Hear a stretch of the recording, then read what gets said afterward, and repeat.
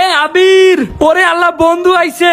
এ বন্ধু আবির, কি অবস্থা তোর? কিরে বন্ধু, তুই দেখি পুরাই চেঞ্জ হয়ে গেছিস রে। এত দামি গাড়ি, বিদেশি বউ, তুই তো আর আবির নেই রে। এই ছাড়, কে রে তুই? এত বকবক করছ কেন? বন্ধু, এইটা তোর থেকে আশা করিনি রে। সামনে থেকে সাইড হ, যাইতে হবে। ঠিক আছে বন্ধু, যা।